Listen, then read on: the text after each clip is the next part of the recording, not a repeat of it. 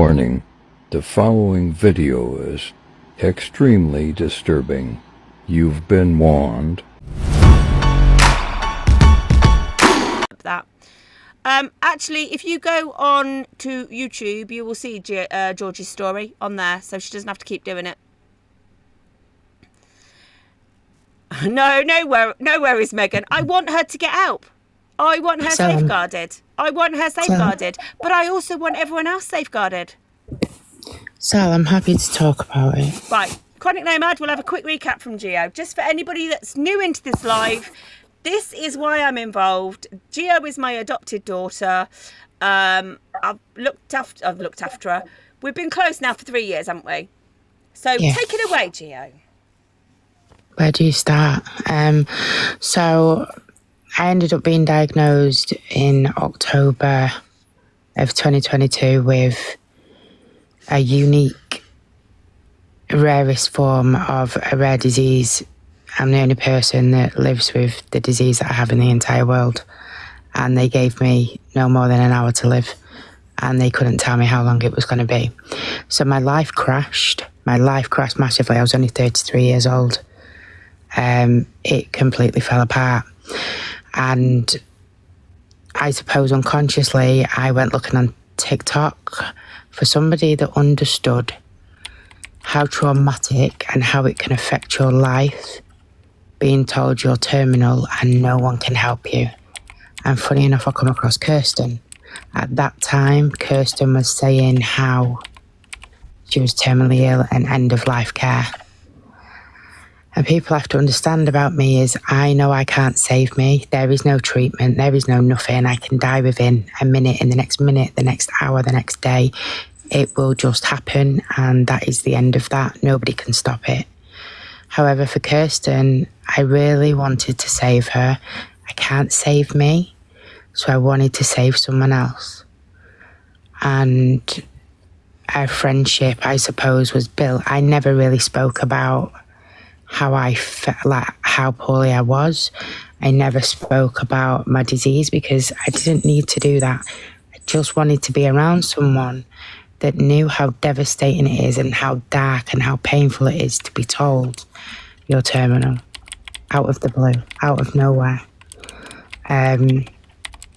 So during my time with Kirsten over the last 20 months, there was a lot of back and forth with messages, and she wasn't getting the medical supplies that she needed. I believed every single word the girl said.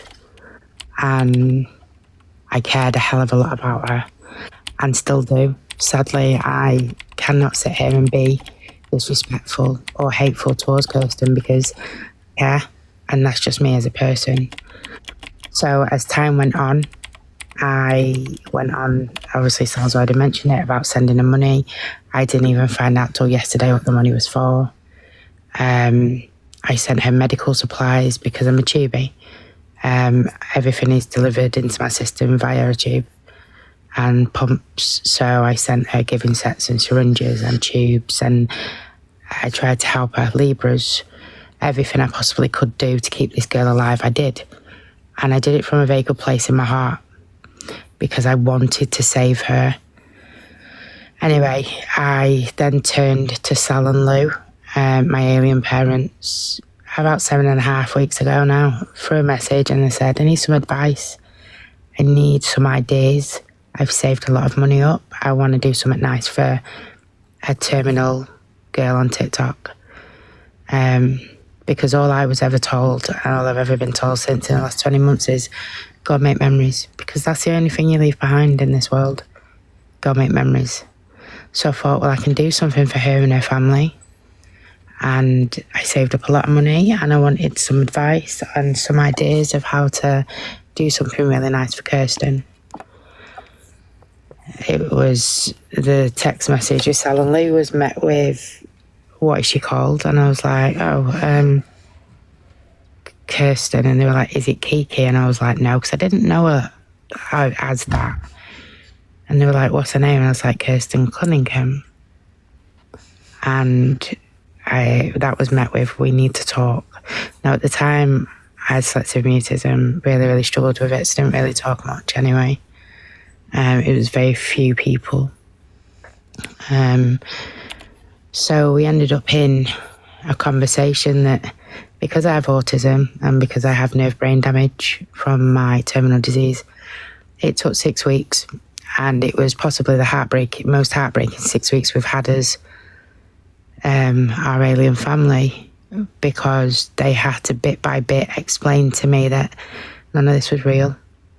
Now, I found it really hard to let go that she wasn't terminal, because she was just like me.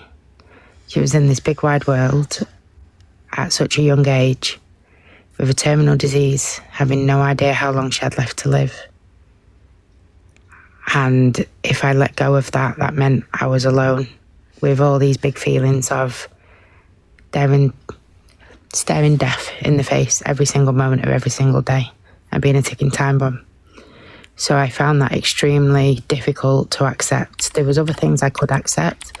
However, it's been an extreme process. In the mix of all that, she affected me, I suppose, mentally quite badly. It's no secret that I have diabulimia, ARFIDs. I'm a type 1 diabetic, and it's only been in the last few days that I've been quite honest that she told me I was fat and to stop taking insulin.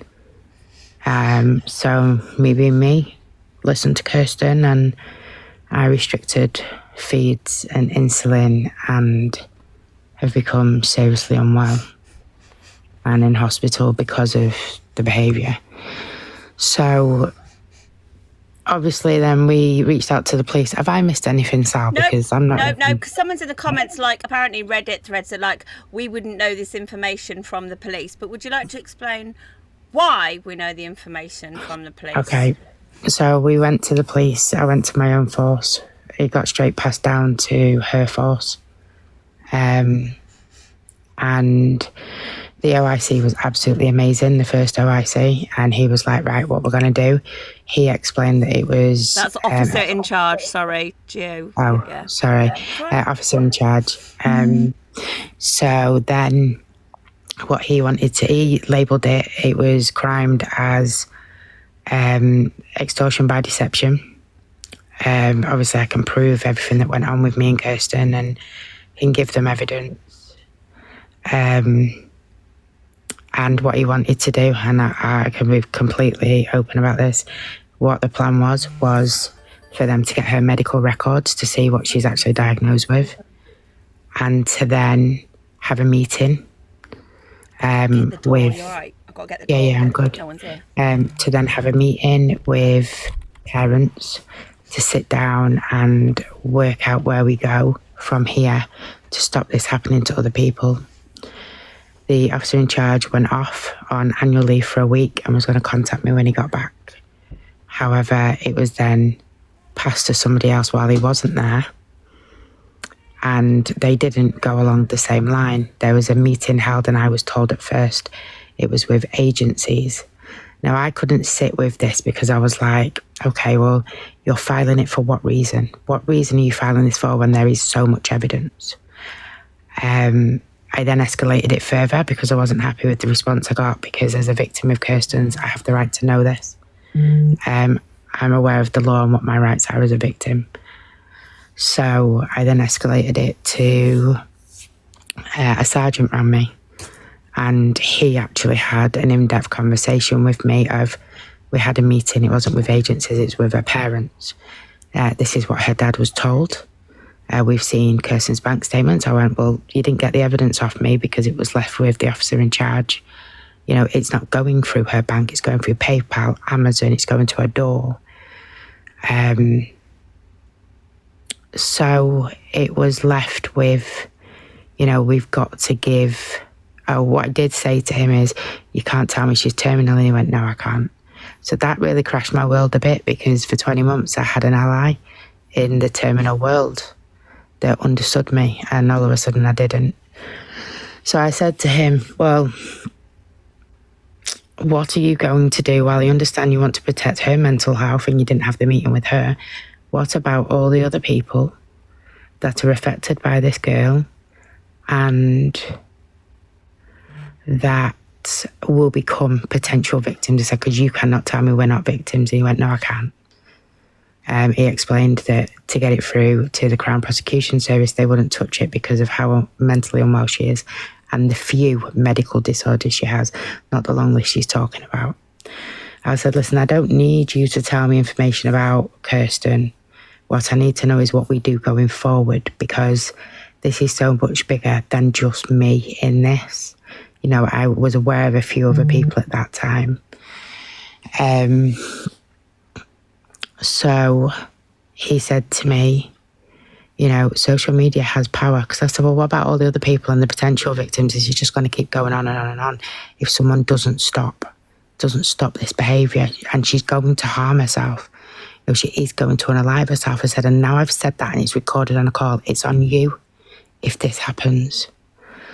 So we went from filing the case to it still being an open investigation, purely on the fact of I keep pushing it and I've reported it higher up now. I won't let this go because so many people have come forward. So then I said, well, he told me when I said, you know, what about all these other vulnerable people? He said, well, social media has power. And I was like, okay. He was like, can you warn people, please? And I went, well, it'll be very difficult because you've got the Kirsten team and you've got other people that are coming forward all the time. So, how are you asking us to do that? Like, how does that work? I said, we will stay extremely factual, but I care about her. I said, I'm not going to sit here and rip her apart. You know, I have to stand on my own morals. I don't care what someone's done to me. Yes, I don't like her behaviour and I don't like what she's doing, but everyone is born okay.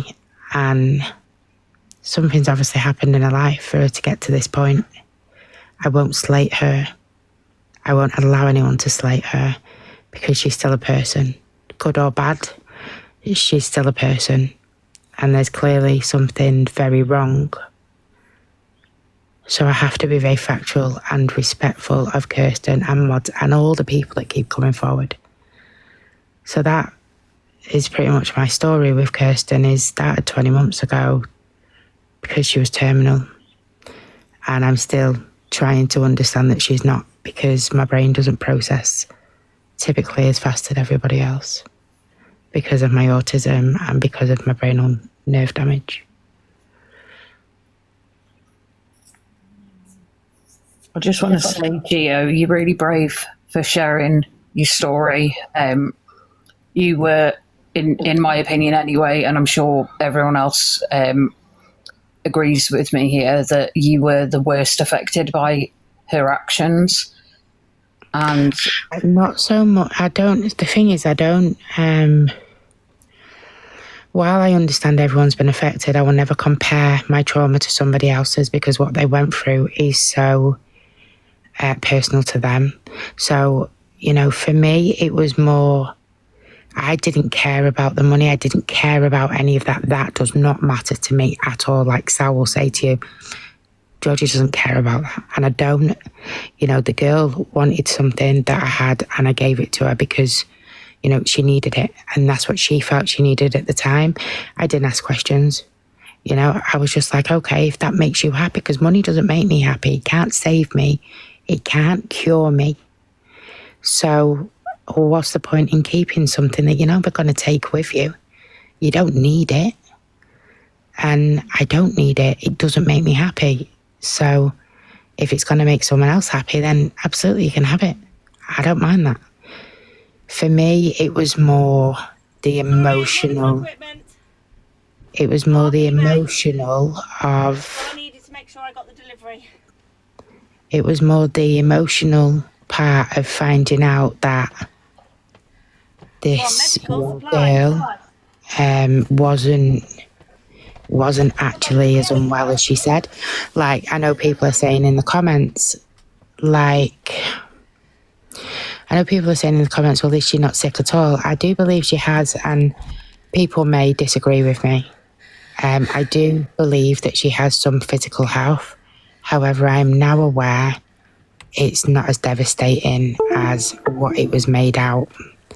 And that, for me, has been the hardest part of why does somebody want to be sick when I would give anything to have my life back?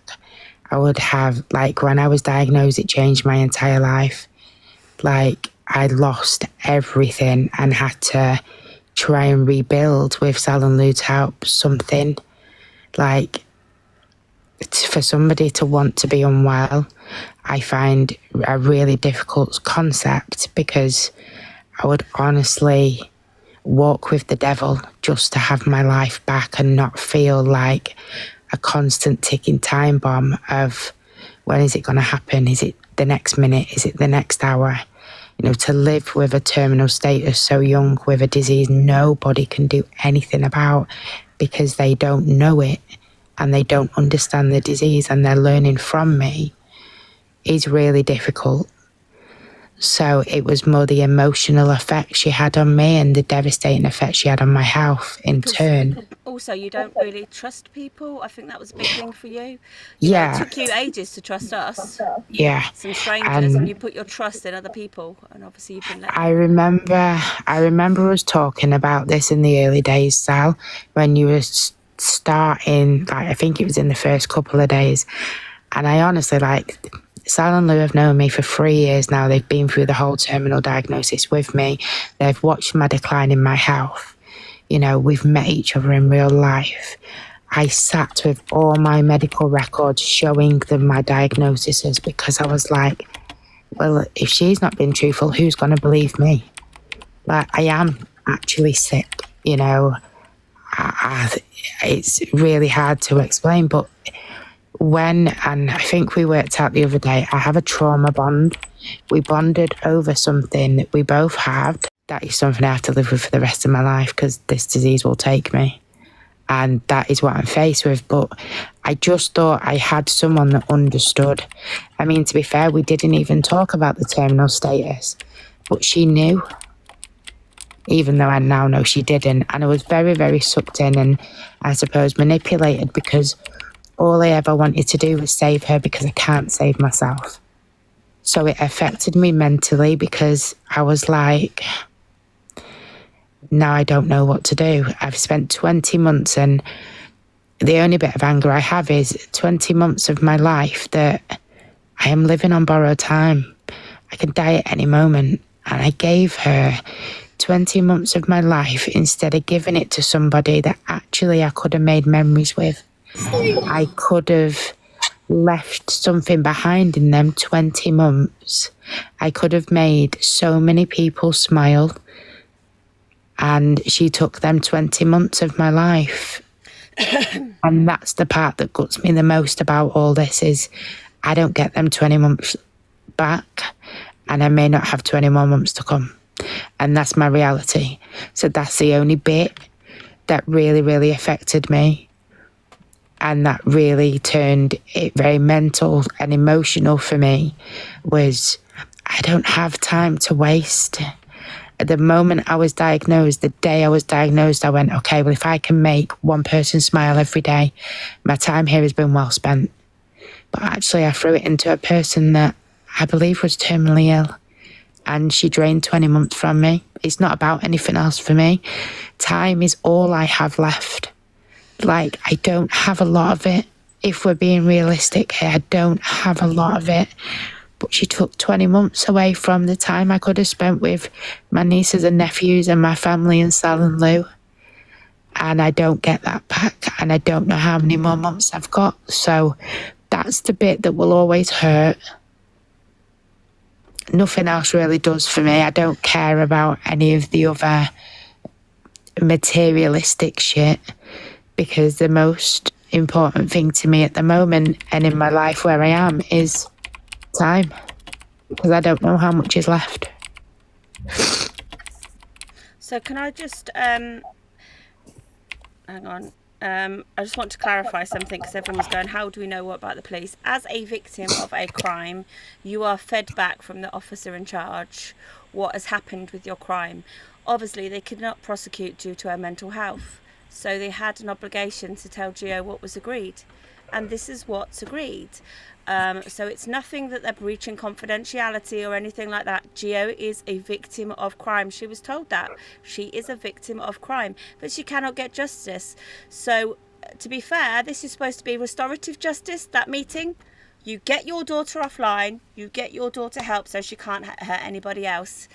Yeah, that was what was agreed. That's nothing that's secret. That's, and so Gio did say, what can I do? What can I do? I don't want other people doing this. I can't save myself, but can I save others? And so she was told to use social media as the power to get it out there so other people aren't duped like Gio has been done. So this is why me and Gio thought, we'll go on, didn't we, that Sunday? We'll go on, we'll say it how it is. We'll probably have about, maybe if we're lucky, 50 people in the room. We'll tell them your story, Gio. Maybe some more people. We knew some more people were affected. We knew like Emily and that were affected. So we just thought, we'll just put it out there. And it has just become all encompassing, and we've just agreed between us, as hard as this is, and we could do better shit. John, you're right. I could be watching Deadpool versus Wolverine and eating nachos. I much would prefer to do that, but not nachos. It makes you sick. It did make me sick. But to be fair, like, my conscience won't let me. I won't stop until he does what he says, or as we are doing now, we're asking for all your evidence. We are cataloguing it. We are putting it above the local police station because it is a small police station. We're putting it above the local police station. We've gone to the Independent Police Commission, and we want all of your crimes, because we've had people turn around and say, well, I was just told I gave her a gift, so I can't do anything about it. That's not true. These people are vulnerable people. She deliberately targets the chronically ill, the people with chronically disabled children. It isn't just a case of you went, oh, do you know what? I really fancy buying that girl who sat there with those tubes up her nose a pair of pyjamas. She plays it as in her family, not necessarily her dad, but certainly her mum don't care, and she hasn't got any money. So, no, he hasn't yet, Hattie the Patty.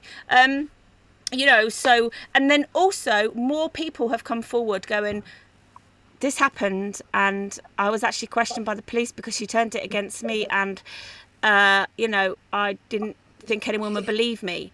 And that's given those people strength to go through and do what they needed to do. It wasn't them. It wasn't their fault. And we won't stop, will we, Gio? We won't stop until she's off, got the help that she needs, and you lot are safeguarded. I still very much want to help her. It's just that it took a different turn now, where I wanted to save her and I really wanted to help her. But actually, I've realised through all of this and through the constant 6 weeks of Sal and Lou trying to help me see what was going on, that I can't help her in the way that I was doing. So now I have to try and help her in a different way, because I still care about this girl. No matter what she does, I'm still going to care. Now my thought process is very much changed of, she took 20 months of my life. Now I will give the rest of my life, of however long that will be, to the victims of Kirsten, to protect them, to get them justice. Because time is precious. She took 20 months. Now I'll give it to the people that are affected, because I don't want anyone to feel like I do. After finding out, it's nearly 8 weeks now, and I'm still so cut up about it, my behaviours and the impact she's had on... It's devastating, isn't it? It's devastating. Yeah. Let's put it... How many times... Georgie, we've been in can the I hospital. say something, darling? Yeah. So, I've been trying to get this girl help since 2017. This is how long I've been dealing with her. And over the years, I've come to realise that her consuming everything we do is unhealthy. Yeah. I'm palliative, I'm not end of life, so I cannot empathise with where you are. But please, don't waste all your time on this woman. I know you care about her, as do we. I'm a mother. This is the reason why I carry on, because I wouldn't want my child to be in this situation. And she needs help. But I do want to say to everyone, please put yourselves first. before anybody. Like, don't get me wrong, I go and make memories. I'll just say something, sorry. Your story is so inspirational and emotional and sad at the same time. You spent 20 months trying to save someone that didn't want to be saved. She is all about attention seeking and, oh, look at me, I'm the illest person in the world, no one can be iller than me. You did everything you could to try and save a person that didn't want to be saved, and you spent 20 months of your life trying to do that. Please do not waste any more of your time on that girl. Please just use your time now to focus on the people that love you and whom you love back. Please and your family and your friends. Do not waste any more time on that girl, darling. Like I am doing, but now I can't have anyone feeling the way that I feel. I get that, sweetheart, and I understand that. I have to turn it on its head and go, okay, I will now be here for the victims of Kirsten. That's what you need to do, but don't waste your time on her. Your voice needs to be spoken every single day. And even if she is listening, I don't care if she's listening, her mod's listening, her dad's listening, no more time needs to be spent on that girl. For the victims, yes. For people that are in her life needs to listen to your story, and everyone needs to get out of her lives. I don't go in her lives, and the thing is, we can't make people see what's happening.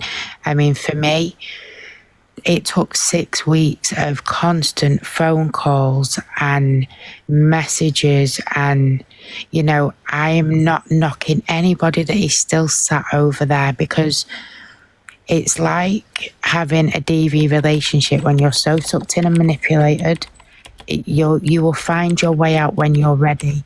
But I sat for 6 weeks going, no, but this is true. Why are you saying this to me?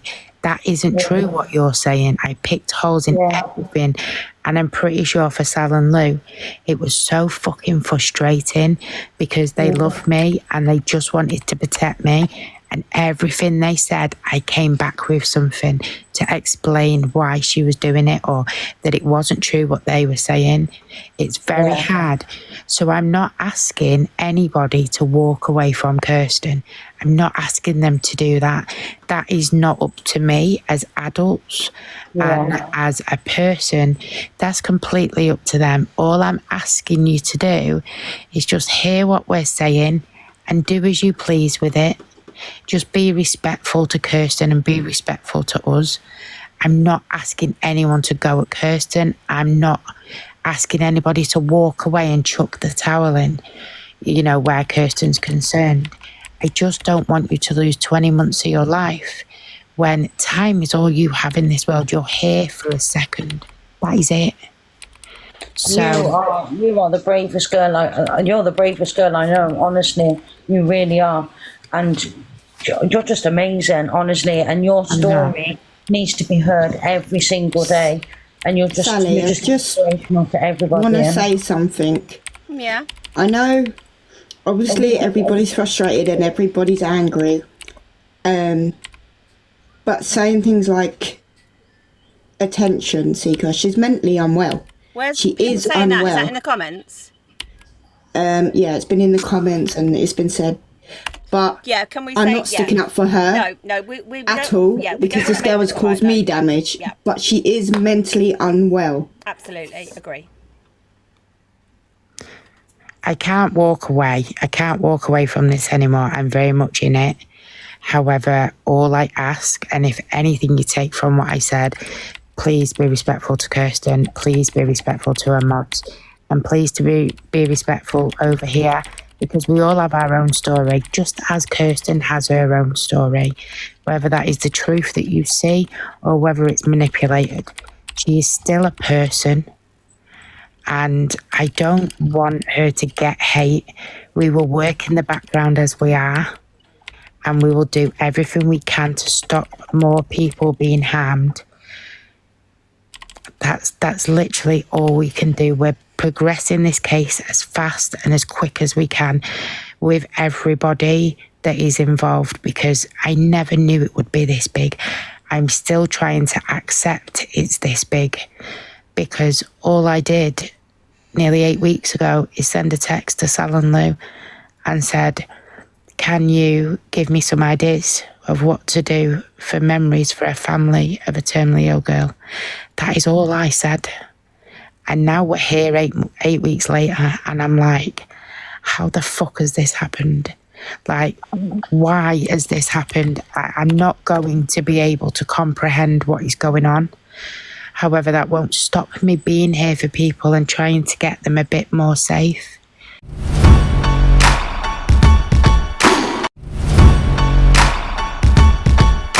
Listen to Mark. Mark you actually haven't come in my live before, have you, Mark?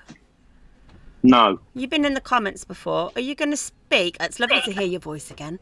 Can you hear me? I can hear you. Can you hear me? Oh, good. Right. Yes, I can, yeah. Right. Do you want to speak? Yes, please, if you don't mind. Not at all, darling. Speak. I actually told my wife tonight exactly what you know and I know. Yeah. What Kirsten said about me. Yeah. And it's completely broken her heart, and obviously it's broken mine that someone would think that. Yeah. And I would love to have. I think you got to have 800 followers to go live. Yep. Yeah. Have you not got it? I would. No, not yet. Would love. We're doing this again. Grow party. Follow Mark. Yeah. Mark. Yeah, please. I've got a screen. I have been given a screenshot, but it already following. The person that sent. Thank you. The person that sent me it. I'll talk to you offline about it because they've covered everything over apart from the actual words. And obviously we have got it in John's text message as well. There is insinuation there. Yes, definitely. So I do think you have a case. So yeah, I will talk to you offline about that. Also, I need from you the receipts of things that you did. Yeah. To the email address. Did you see? I don't know if you're in the Discord. I'll send you a text, but it's basically everything is being catalogued now, and you wouldn't believe how big it is. Everything's been catalogued by person. So that we are giving it to 2 national agencies. There's someone called Kirsten in the... No, that's Kristen. Sorry. No I'll worries. shut up now. I thought it was her. Basically, I need your evidence to be part of it. Yeah, it's fine. And if you went to the police, didn't you? Did they say anything? Well, we'll talk offline. But if anyone's been to the police and they've been told it's just a gift, nothing you can do about it, you'll loan someone money, more for you, go small claims court, anything like that, I want the police crime reference number, your CAD reference number, any email correspondence, because it's all being put together, if that makes sense. Brilliant. Yeah? Yeah, no. We're not stopping. That's brilliant. Do you want to tell people your story? Well, it's like I was saying to my wife tonight. I said to her that obviously I felt sorry. I really, really did feel sorry for the girl. Yeah. And I thought, because she did tell me she was end of life, and there was a certain time, I can't remember, I have got it somewhere in my messages. She said John sent me a text message saying, Kirsten's gone into hospital. She went off for about a week. And she said he turned around and said Kirsten's now blind and paralysed from the neck down. Who got sent that message? I did. Have you still got those messages? Probably, yeah. Can you find them? Because that is evidence. I will do, yeah, no worries. Blinding, okay. Because Sally, luckily... do you know my son's actually blind? No, I don't. Sorry, say that? It's okay. Heather, chill. Carry on, Mark. I'm Sorry. just going to step down, Sally, for 5 minutes. Yes, darling, you do that. Yeah. So they sent me a message saying that Kirsten was now blind and paralysed from the neck downwards, and he'd get back to me. And honestly, it broke my heart. That was their dad. That was John Cunningham who sent you that text. Yeah. Okay. John sent me that. And it really broke my heart, because I said to my wife, I said, I don't mind driving up there and going to see her. I was that concerned. And blow me, 48 hours later, she was back on live. All of a sudden, she got her eyesight back. She was moving her arms, everything. And I felt a bit of a tit. But what it was she got rid of me after spending money. She got rid of me because she said, I'm concerned for my, I'm trying to think of the words, not my welfare, my security, is it? Or my, something like that. And I said, but she said, I'm going to block you. I said, but do it. If that's what you want, do it. And quite a few people sent me messages, why is she blocked? Anyway, whatever. And I didn't hear any more. And then obviously Paige, who I said about, I did message her a few times because I knew she was having the baby. And I said, I hope everything goes well. Let me know what you're going to have. Nothing. And all of the rest of the mods until, not even a week ago, when she turned around and said, we didn't speak to you because Kirsten said you was a paedophile. Pedlo, yeah. We'll say pedlo. On there. Pedlo, sorry. No, it's Pedlo. TikTok, isn't it? So I just want to explain. Obviously, Mark, this is being screen recorded, by the way. But Mark is a married man. You genuinely helped her out. You loaned her money. You helped her out because you believed that, what she was telling you basically, and you weren't in any different contact. Obviously you was in contact with her dad at that time. I didn't know that obviously he'd told you that she was blind and stuff. I do apologise, I didn't pick that up. So you'd been in and her mother. You've been in contact, and her mother as well. Yes. Right, okay. Yeah, I've got the messages from her mother. I would absolutely love those for the evidence locker. I will, I promise you I will. I'll send them. Yeah. Please, honestly, please do, so I can do this because I will do. No problem. Because obviously it just shows there that had you been what they're trying to insinuate that you were, would you be in touch with their parents? And also, can we just identify? She's a 25-year-old woman. She is not a child. I know. Yeah. So to even do that, and I'm so sorry. Everyone's in the comments saying, "I'm so sorry, Mark," and I'm so sorry that obviously that this came out the other day, didn't it? And obviously you've had to sit down. Yes, it did. Yeah, I couldn't believe it. Like I say, I told my wife about it, who's here now. Yeah. I told her about it this evening, and but I must admit, my wife did say, be careful. Told him right from word go, and he wouldn't bloody listen. She had a sob story, and he fell for it. He's got a soft heart, though. I'm guessing. Yeah, she said I've got a soft heart. I'm guessing. Yeah. Is he a big softie? Yeah, well, I must be, man. But it's like I said to Misha tonight. I will never ever, and it's a shame, really, because I must admit I don't mind helping people out, but it won't ever happen again, never. And it's a shame for everyone else. And that's the thing, isn't it? People have lost trust, like Georgie, she was saying yesterday about. She's lost trust in people. Yeah, it's like my wife just said that. I don't know if you heard it. It's not funny. I've just, like I say, honestly, it was only about an hour ago. I said to Michelle, Kirsten said to the other mods, that's why they didn't get in contact. I was a paedophile. Sorry, whatever that word was you said. Pedalo, sorry. Yeah, pedalo. Yeah, I was one of them. And I think, how fucking... Oh, excuse my friend. How sick is that? But she's sick. She is sick. Sick in the head.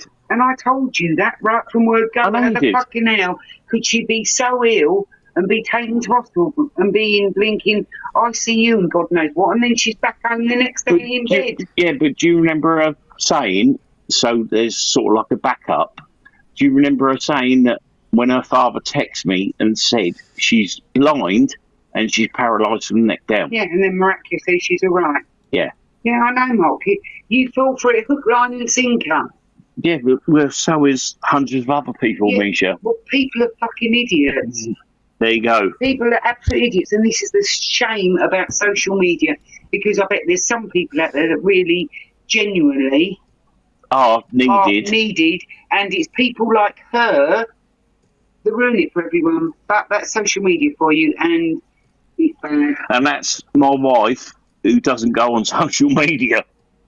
Yeah, Mark, I don't blame. I mean, obviously you don't have to say to me if you don't want to.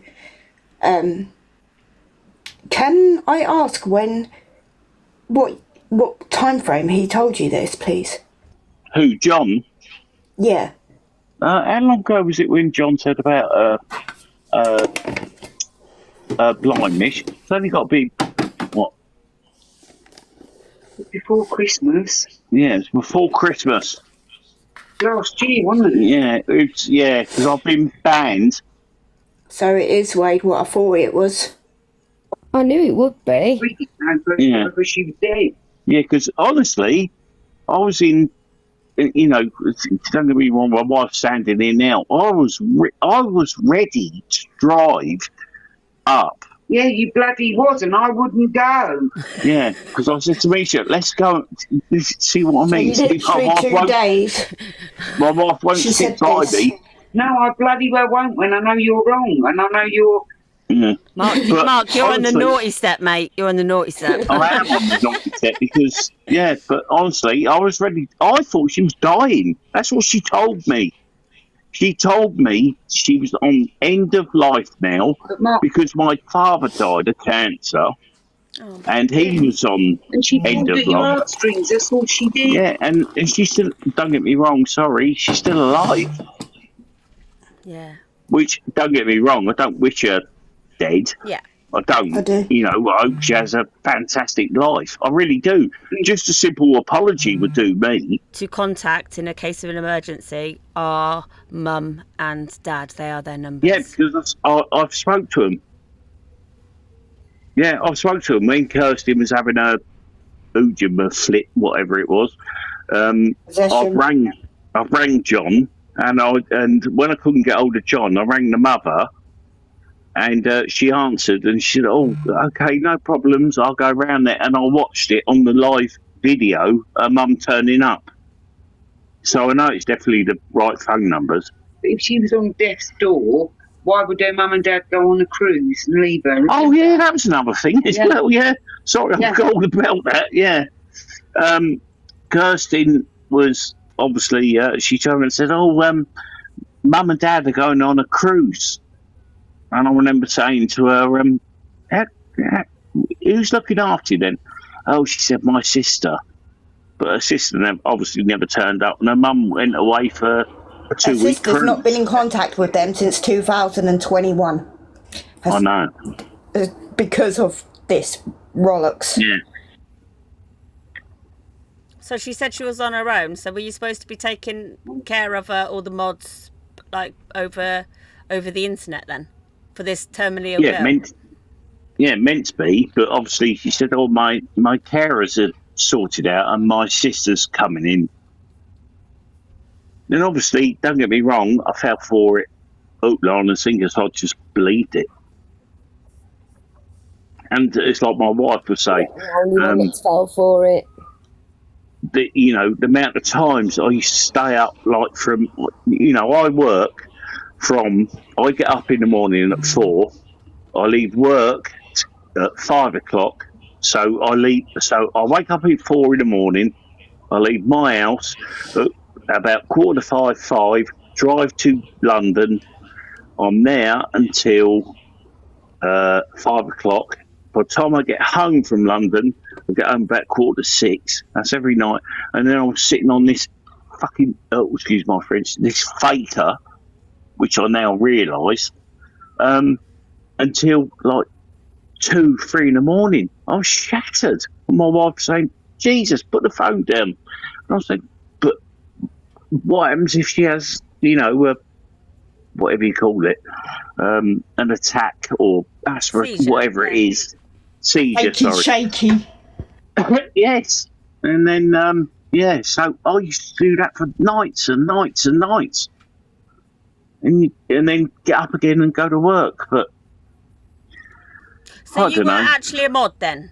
You moderated? Yes, I was. Yeah, I was. Yeah. Well, as I say, you're not the only one. All it shows that you're a kind, empathetic man, I know your wife don't agree and she's going to put you on the naughty step. She will. She can be such a good idea in a minute. She'll get the slipper to you. She will. But to me, it shows me that you're a kind, empathetic man, and I just think, you know, unfortunately, on social media, there are these people that are like succubuses, and they take advantage of people. They take advantage of kind-natured people. They take advantage of vulnerable people. It makes me quite sad about the world, if I'm honest. When someone just wants to when someone wants to show a bit of human kindness. Yeah. But I am shocked. Don't get me wrong. Yeah. Don't get me wrong. I'm not well off, but you know, me and Michelle, we're not desperate. But I thought, I'll help the girl out. You know. Yeah, but it was for genuine things. It's embarrassing, really. No, it's not, because it was for genuine things like the glasses. It was for genuine things that you thought. Yeah, both pairs. That's what annoys me when you see it online, you know, when she puts, oh no, this isn't, you know, this didn't happen so-and-so, this was, her dad. What an arsehole he is. But her dad the other day, when he turned around, I think I might have sent it to you saying, oh, I think these people are fucking sad and God knows what. You lying. I won't swear. Yeah. You know, I was there when, yeah. I've seen the text message. Thing is, in my eyes, the fact that her dad has done it as well makes him worse than her, because we know she's not well mentally. But the fact that her dad has done it is what's made me angry and upset today. Knowing that a parent could do that. Yeah. Yeah, totally agree. Yeah. Look, I'll jump off and let someone else get on. Send me that stuff. You enjoy lovely. It's going to be warm with the wife. Have a barbecue. Do something fun. You're looking forward to that, aren't you, Sally? I am. I'm a bath with some candles, I'm mate. thinking about the Sambuca right now. I am. Yeah. I'll let you know how many black eyes I've got tomorrow. Yeah. We'll send her a new pair of slippers, all right? That's it. Only trouble is, now I'm live, I don't know how to get off of it. I'll kick you out. All right? I'm good girl. Enjoy yourselves. Right. Take care. All yes, I should still be listening. Okay, all right, lovely. Take care. Bye. Speak to you soon. Bye-bye. Whee! And off Mark goes. So I screenshotted the thing. Okay. I don't even know what to say. I don't even know what to say anymore.